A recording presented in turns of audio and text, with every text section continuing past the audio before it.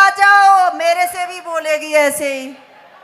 माता जी से my dear sister. हाँ, इसका यही चलता है। जरा खड़ा करो। ए कहां छिप गई, खड़ी हो जा। माइक दो इसको, माइक दो, माइक दो इसको। और गुरुजी मेरी एक बात है। हाँ। मैं किराए पे रहती हूँ। हाँ। मेरा अपना घर नहीं है, पर लेकिन जहाँ मैं रहती हूँ किराए पे, वहाँ मंदिर नहीं है। अरे भगवान कृपा करें, हम आपकी अर्जी लगा रहे हैं कि भगवान करें आपका स्वयं का मकान हो जाए। बालाजी बस यही कृपा कर दे मेरे चिंता ना करो, हम बालाजी से प्रार्थना कर भी वो बड़े दे। बेटा तुम बैठ जाओ, बच्ची को दो माइक दो। हाँ जी, जय श्री राम। जय जी राम। चलो बोलो ठटरी के बरे। हाँ बोलो, शर्मा मत बोलो। ए खड़ी हो, गोद में लो इस बच्ची को, गोद में ले लो। बोलो चलिए बोलिए। बोलो ठटरी के बड़े। ठटरी के बड़े पागलो। My dear sister. My dear sister. हाँ कम हियर। ये तुमने किससे सीखा बेटा? आपसे सीखा। तुम्हें बेटा हमारी इतनी कथाओं में तुम्हें यही सीखने को मिला कि ठटरी बारो हैं? यही सीखने को मिला? मैं आपकी बहुत कथा देखती हूँ। कथा देखती हो? बड़ी कृपा बेटा। कितनी देखती हो तुम? बहुत सारी। क्या टीवी सीखा और पर। तुमने? ठटरी के अलावा कुछ सीखा और क्या? यही सीखा है। कि हम हिंदू हैं, हिंदू बने रहें। बोलो हम हिंदू हैं, हिंदू बने रहें। अब हमें बोलना नहीं चाहिए, अब बच्चे बिगड़ रहे हैं भाई। अच्छी बच्ची है, खुश रहे बेटा, सदा सुखी रहे, किसी की नजर न लगे। एकदम देवी का रूप लगती है। ये आई थी हमारे पास। ये आपके जब धाम पे गई थी तब भी आपसे मिली थी। आपने प्रसाद दिया था, लड्डू दिया था, चॉकलेट दी थी। हैं? हाँ गुरुजी। आजकल बुढ़ापे का दिमाग है, ध्यान नहीं रहता माता। चलो माइक दे दो इनको, धन्यवाद। गुरुजी। खुश रहो। चलो बगल में बच्चे को माइक दे दो बेटा। गुरुजी जब हम आपको देखते हैं ना, हमारे परिवार के लोग कहते हैं पागल हो गई है गुरुजी के चक्कर में, बहुत देखती है गुरुजी को। कह देना सेम टू यू। तो तुम पागल नहीं हो क्या बागेश्वर धाम के लिए? कहते वो कथा में पागल पागल मचाते रहते हैं। वो क्या है, तू क्यों उनको देखती है? पर मेरा मन आप पे इतना हो गया है, मैं बता नहीं सकती। एक काम करना, जो तुमको ये बोलते हैं उनको कहना तुम एक बार चल के तो देखो। मुझे पता है गुरुजी, मैं आपको बहुत देखती हूँ ना कथा, मुझे आपकी कथा बहुत पसंद आती है। धन्यवाद। खुश रहो सदा, किसी की नजर न लगे। बस मेरे को यही आशीर्वाद दो, मेरा हरिद्वार में घर बन जाए गुरुजी। बन जाएगा हरि के द्वार। ओम नारायणाय विद्महे वासुदेवाय धीमहि तन्नो विष्णु प्रचोदयात्। नाना सुगंध पुष्पाणि यथा कालोद्भवानि च पुष्पांजलिर्मया दत्ता ध्यान परमेश्वर। चरण कमलेषु मंत्र पुष्पांजलिं समर्पयामि। यानि कानि च पापानि जन्मान्तर्गतानि च तानि सर्वाणि नश्यन्तु। नमस्तरवहितार्थाय जगदाधारहेतवे साष्टांगोऽयं प्रणामस्तु बृहत्नेन मया कृतः।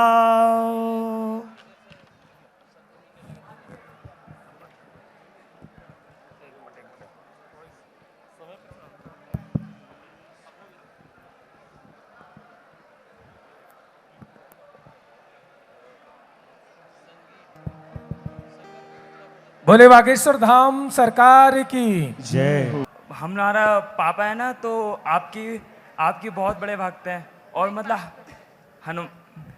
हनुमान जी की भक्ति बहुत करते हैं ना। तो कुछ साल पहले एक हनुमान जी मंदिर की ज़मीन दी। तो मंदिर की ज़मीन के लिए जो मंदिर बनना था उसमें जनमिलन बन गया। मतलब वो सोसाइटी के लिए एक बिल्डिंग बन गई छोटी सी। फिर थोड़ी सी एक ज़मीन बची, तो उसमें क्या हुआ, कोई मंदिर बनाने को तैयार नहीं था। ठीक है, लेकिन पापा और 2-3 लोग थे, तो उन लोगों ने मंदिर रात भर करके मंदिर बनाया। ठीक है, बाद में जब भागवत हुई तो भगवान की कृपा हुई। पहले तो 1 रुपये का जुगाड़ नहीं था, कि मंदिर में कोई 1 रुपए देने के लिए नहीं आ रहा था, तो मतलब कोई भी पूछ भी नहीं रहा था। लेकिन हनुमान जी की ऐसी कृपा हुई कि ऐसा प्रोग्राम हुआ कि दिन के 3-4 कुंटल प्रसाद बट रहा था, ठीक है। और मतलब वो उनकी कृपा थी। लेकिन जब बन रहा था प्रसाद तब तक तो कोई नहीं था, लेकिन जब बट रहा है तब पूरा जो कुछ नहीं कर रहे थे वो सब इकट्ठा हो गए। तो अभी भी मतलब ऐसा होता है कि कभी कभी व्यवस्था नहीं हो पाती है, तो फिर वही लोग सवाल उठाते हैं कि जितना पैसा आ रहा है आप कहाँ ले जा रहे हो, ये है वो है। तो मतलब कभी कभी उससे परेशानी लगती है, क्या करा जाए अब? लोग कहते हैं कि पैसा आ रहा, कहाँ ले जा रहे हो, ये वो। तुम्हारा धर्म तुमको जाने। आपको हम उपाय यही देंगे, जो आ रहा उसकी पारदर्शिता प्रारंभ कर दो,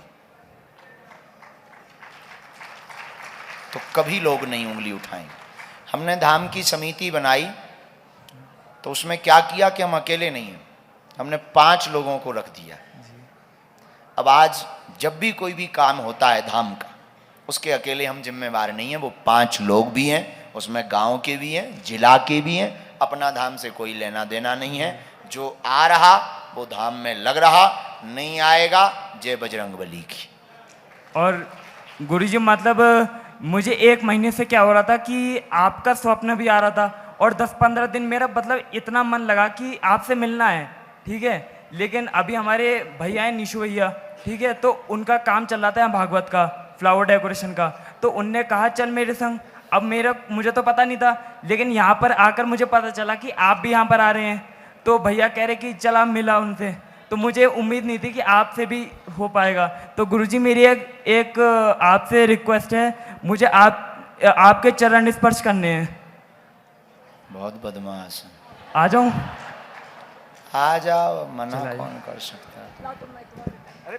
कल के दिन नहीं तो तुम संपत्ति मांगोगे। माइक ले लो जी, इनको दादाजी को ये टोपी लगाए हैं, इनको दे दो। महात्मा तुम्हें तो नहीं बोलना है? हाँ ठीक है। गुरुदेव के चरणों में कोटिस कोटिस प्रणाम करता हूँ। भूरिश भूरिश आशीर्वाद। मैं संत शिरोमणि मीराबाई के देश और झालामान की नगरी से आया हूँ, और यहाँ मेरी भतीजी भागवत का पारायण पाठ करवा रही है 7 दिन का, तो हम उस प्रोग्राम में आए। फिर आपकी जानकारी हुई, आपके दर्शन हो गए। कभी सोचता हूँ कभी दर्शन होंगे नहीं होंगे, लेकिन आज भाग्य है मेरा कि आपके दर्शन हो गए, तो आपका आशीर्वाद की आशा करता हूँ। बहुत बहुत आशीर्वाद। मंदिर के दर्शन, हाँ अगर व्यवस्था मिलती है तो दुत्कारना मत। हम केदारनाथ गए बहुत पहले, गए तो गए, केदारनाथ आए थे बहुत पहले, ठंड बहुत थी। हमने पूछा कि शंकर जी नहाओगे? बोले ठंडी ज्यादा है, अपन को बहुत लगती। हमारे शंकर जी बोले भाई पानी बहुत -डिग्री में था, और गर्म बाल्टी भी रखो तो 2 मिनट में बर्फ बन जाए। 14 में गए थे, आपदा के ठीक बाद, 13 में आपदा आई थी, ठीक बाद गई थी। खूब ठंडी, क्या किया जाए, जैसे तैसे करके हमने कौवा स्नान किए।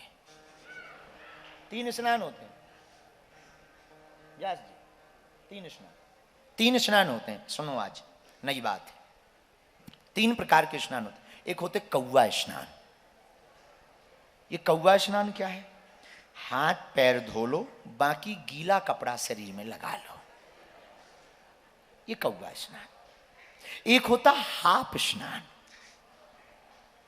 5 अंग, 2 हाथ 2 पैर मुंह, ये 5 अंग धोने को कहते हाफ स्नान। 4 स्नान बताएं दे रहे, 3 नहीं 4 सुनो। एक कौवा स्नान, एक हाफ स्नान, एक फुल स्नान, जो हमने आज किया है, सिर से लेकर के जल डालना पूरी। एक होता स्पर्श स्नान, ये बड़ा खतरनाक है। हाँ, ये ठंड का मौसम, सरजू जी के किनारे हम रहते थे, एक महात्मा और थे, ठंड का मौसम भयंकर ठंडी, महात्मा गए राम राम सीताराम सीताराम सीताराम, हाथ में लिए माला सीताराम सीताराम। सरजू जी में देखा भयंकर ठंडी, पुराने जमाने की ठंडी होती थी, बड़ी तोड़ खतरनाक होती थी। उन्होंने सोचा ठंडी ज्यादा है, पहले हाथ का अंगूठा डाल के देख लें कि सह लेंगे कि नहीं। और जैसे ही अंगूठा डाला शरीर फड़फड़ा गया। महात्मा वापस आ गए, बाद में आएंगे फिर स्नान करेंगे। हमें मिले, हम कहा महाराज दंडोत। बाबा जी, अरे पंडित जी दंडोत दंडोत। हम कहा स्नान हो गए? बोले हो गए। हम कहा जटाएं तो गीली नहीं दिख रही। तो धीरे से बोले अंगुष्ठा स्नानम सर्वम स्नानम, अंगुष्ठा स्नानम सो सर्वम स्नानम। हम भी बड़े बारे थे, हमने पकड़े उनके चरणों, पूरे शरीर में लगाए अपने हाथ। बोले ये क्या? हम कही तुम स्नानम सो मम स्नानम, हम समझ गए कि जब तुम अंगूठा भर से काम चला के आ गए, लफड़ा ज्यादा है। मतलब सीधो सो अकुड़ जाने फ्रिज जैसो, कौन लफड़ा में फंसे।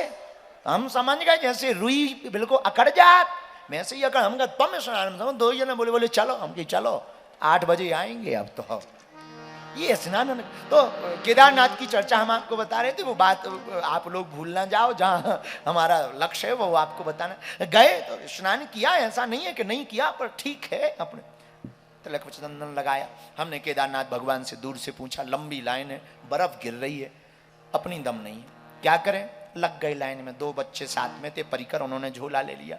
वो बोले गुरुजी आप वहाँ टपरी में खड़े हो जाओ, हम लाइन में लगे, दरवाजे पे पहुंचेंगे, आप आ जाना। हम कहा ये ठीक है।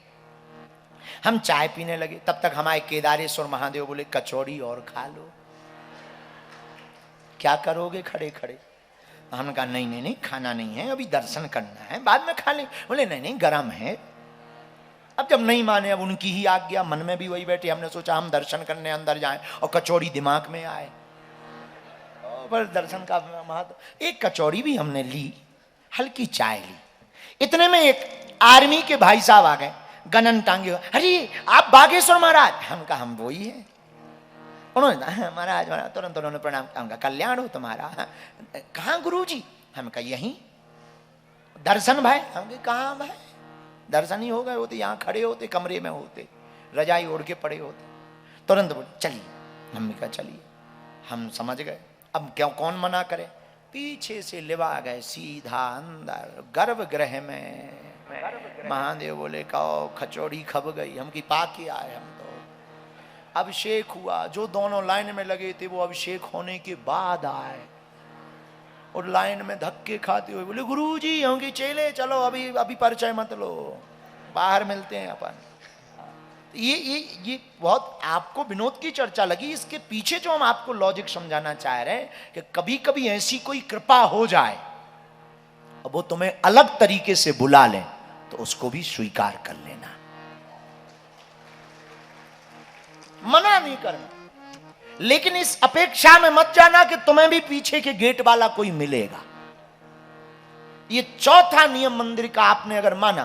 5वां नियम, मंदिर में आप आओ तो बहुत विनम्रता पूर्वक आकर के मंदिर में रखी हुई सामग्री को, प्रायः बहुत से लोग ऐसा करते हैं, सामग्री का तिरस्कार कर देते। माला भी मिलती, प्रसाद भी मिलता, कुछ देर रखे रहेंगे, फिर गाड़ी में रख देंगे, पॉलीथिन में पैक करके या तो बहते जल में प्रवाहित कर लो, या फिर तुम्हारी क्षमता हो उसे रख सको अपनी तिजोरी में जाकर रख लो,